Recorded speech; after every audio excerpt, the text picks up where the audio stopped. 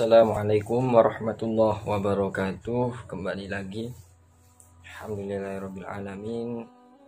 Wassalatu wassalamu ala sayyidina Muhammadin wa ala alihi wa sahbihi ajma'in. Puji syukur kepada kehadiran Allah subhanahu wa ta'ala. Salawat serta salam pada junjungan Nabi kita Muhammad sallallahu alaihi wasallam. Oke, kita lanjut dari pembahasan yang telah kita jelaskan di bab-bab sebelumnya dari hasil rangkuman buku The History of the Quranic Text dan karya Profesor Azami dan rekonstruksi sejarah Al-Quran karya Taufik Adnan. Oke, kali ini kita akan membahas qiraat Al-Quran atau bacaan, sistem bacaan dalam Al-Quran ya.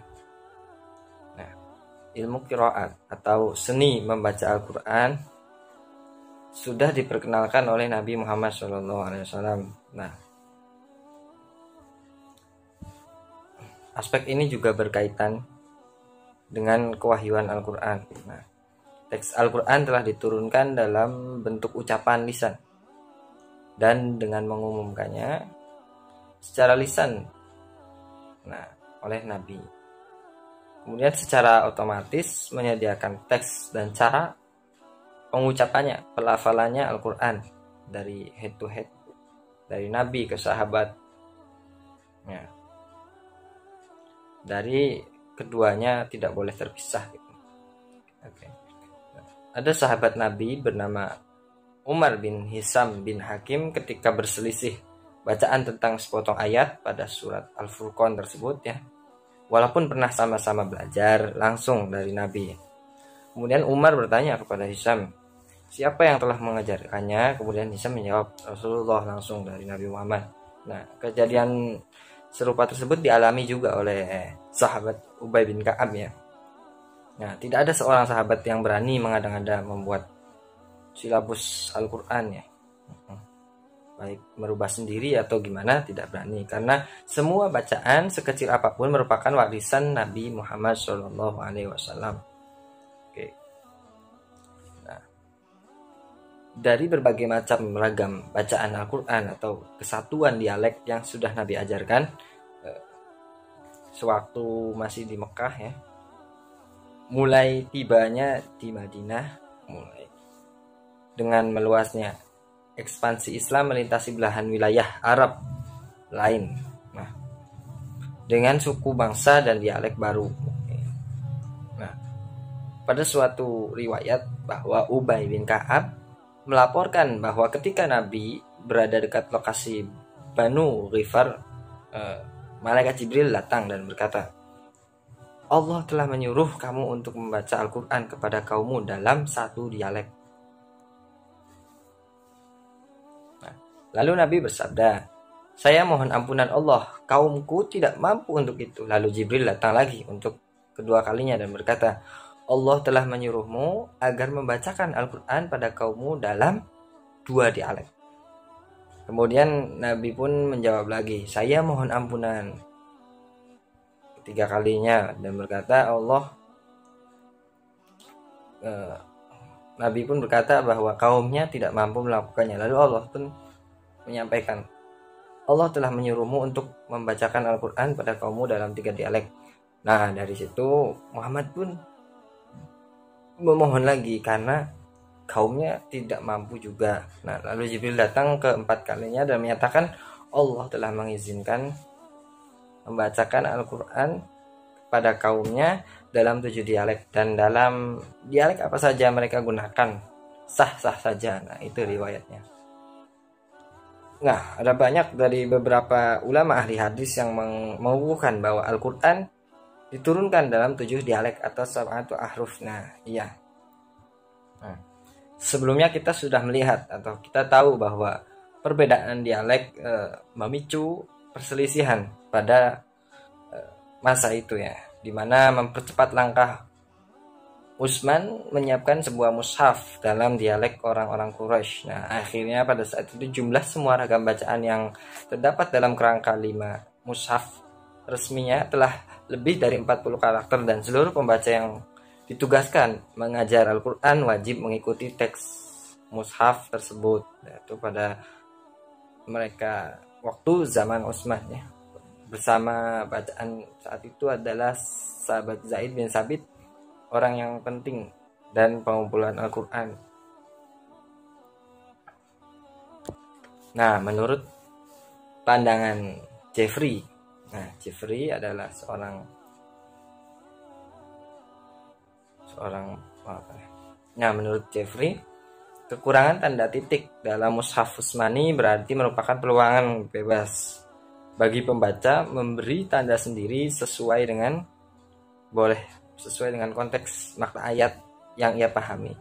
Contohnya kita misalkan tidak ada titik, kata nu'alimuhu bisa dibaca tu'alimuhu atau yu'alimuhu, atau bisa juga dibaca bi'ilmihi, sesuai dengan pilihan karakternya. Kalau misalkan bebas-bebas saja gitu. Nah, dari hasil ini, sebelum Jeffrey dan Ignaz Goldziher beliau meyakinkan bahwa menggunakan skrip yang tidak ada tanda titik telah mengakibatkan munculnya perbedaan. Nah, dan itu akan menimbulkan perselisihan ya, tentunya pasti. Nah, dalam memperkuatkannya, Goldziher menyuguhkan beberapa contoh potensial yang ia bagi ke dalam dua kelompok. Yang pertama adalah perbedaan karena tidak ada kerangka tanda titik. Nah, seperti contoh pada lafal wama kuntum tastakbirun. Nah, bisa dibaca dengan wama kuntum tastaksirun. Terus ada idza darabtum fi sabilillahi fatabayyanu, dibaca idza darabtum fi sabilillahi fatusabbitu. Nah, gitu. Wa huwa alladzi yursilu riyaha busyron, jadi nusron nantinya. Yang kedua adalah perbedaan karena tidak adanya tanda diakritikal ya. Nah, bagi yang tidak begitu mengenal sejarah Al-Quran, tentunya Al-Quran atau qiraat seperti yang qiraat atau Al-Quran pasti mereka menganggap sah-sah saja karena tidak tahu ya. Tetapi walau bagaimanapun, semua teori harus diuji dulu, berhadapan pada ujian sebelum dipertimbangkan sebagai teori-teori yang sah. Jadi yang benar-benar. Nah, setelah meliputi hipotesis Jeffrey dan Goldziher tersebut, menganggap bukti yang tepat, tampaknya tidak ada lagi cara lain kecuali meletakkan teori mereka ke pinggiran-pinggiran. Nah, perbedaan yang mereka prediksi sekarang telah diketahui dalam contoh yang banyak, yang tidak terkira, berbagai contohnya itu, di mana sebuah kerangka huruf dapat menerima lebih dari satu set tanda titik dan diakritikal sesuai dengan konteksnya ya. Masalah yang jarang terjadi di mana perbedaan yang diakui dalam qiraat tidak akan membawa pengaruh terhadap makna teks tersebut. Bagi orang muslim yang soleh, tentunya tidak ragu bahwa Al-Quran Allah telah berjanji akan memelihara kitab-kitabnya Al-Quran, seperti firman inna nahnu nazzalna dzikra wa inna lahu lahafizun. Nah, sesungguhnya kami telah menurunkan dan kami akan memeliharanya. Nah, ya. Dalam kapasitas sastra, ekspresi yang menjalankan gaya puitis tulisan ejaan bahasa Arab adalah bahasa yang cukup maju, yang telah diberkati dan pilihan Allah melebihi bahasa-bahasa lain. Oke. Nah, kemudian pada metode pendidikan muslim ya, Al-Quran secara tegas ya menyebut adanya kerusakan kitab-kitab dari dalam. Maka komunitas muslim merasakan betapa pentingnya memagari Al-Quran dari segala pengaruh yang meragukan. Jadi kita harus, walaupun dijaga, tapi kita harus tetap juga untuk menjaga, melestarikan, harus ada penghafal Al-Quran, orang-orang yang mufassir atau tahu sejarah histori Al-Quran juga ya.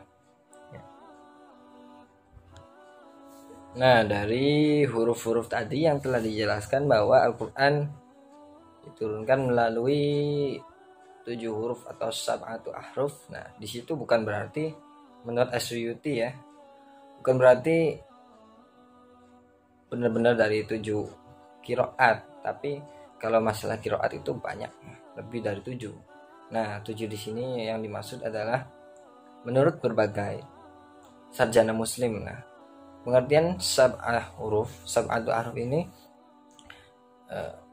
dengan al-abwab as-sab'ah, 7 gerbang atau segi, ada segi yang dengannya Al-Qur'an turun melalui 7 gerbang atau 7 segi. Nah, ketujuh segi tersebut bertalian dengan perintah, larangan, janji, ancaman, perdebatan, terus kisah-kisah masyarakat dahulu sebelum nabi dan perumpamaan misalkan ya. Ketujuh segi tersebut juga mempunyai makna seperti kandungan perintah, larangan, halal, haram, muhkam, mutasyabih, dan perumpamaan juga. Oke. Nah, dalam pandangan As-Suyuti, beliau mengutip pandangan Abu Syamah yang menegaskan bahwa pemaknaan semacam itu lebih menunjukkan kepada kebodohan. Pemaknaan sab'atu ahruf adalah 7 qiraat, bukan itu. Ya, menurut Muslim memang bahwa 7 bilangan itu merupakan Al-Quran dapat dibaca dalam berbagai cara gitu. Dari keberagaman cara pembacaan Al-Quran ini yang juga diakui sejumlah sarjana muslim, membolehkannya membaca dengan kata-kata yang memiliki makna yang senada gitu. Oke. Nah, dari berbagai argumen tersebut tidak meyakinan yang ditampilkan untuk menafsirkan 7 ahruf. Nah, bahkan Syiah pun mempermudah masalah ini dengan menolak keabsahan seluruh hadis yang bertalian dengannya. Oke. Ada banyak ya contohnya seperti Imam Nafi, Ibnu Katsir, Abu Hasyim, terus Abu Amr dan lain-lain. Nah, dengan demikian proses unifikasi atau proses keberagaman bacaan Al-Quran yang dipelopori atau dimotori oleh Sayyidina Utsman yang mencapai kemajuan. Berarti pada sekitar penghujung abad ketiga Hijriah atau 9. Nah, dengan selesainya penyempurnaan aksar Arab yang digunakan untuk menyalin Al-Quran pada abad keempat ya, dengan penerimaan ortodoksi atas 7 bacaan yang dihimpun Ibnu Mujahid. Nah, baru mencapai titik kulminasi dengan dipublikasikannya Al-Quran edisi standar yang. Nah, tapi implikasi dari proses standarisasi ini dalam kenyataannya telah mempersempit ruang gerak berbagai upaya untuk memikirkan kembali Islam yang secara setia berpijak pada akar spiritualnya. Hal ini dikarenakan upaya bacaan tunggal atau tradisi teks atau bacaan tunggal yang disepakati atau meminjam istilah yang digunakan Muhammad Arkun ya, berpijak pada korpus resmi tertutup. Oke, terima kasih. Wassalamualaikum warahmatullahi wabarakatuh.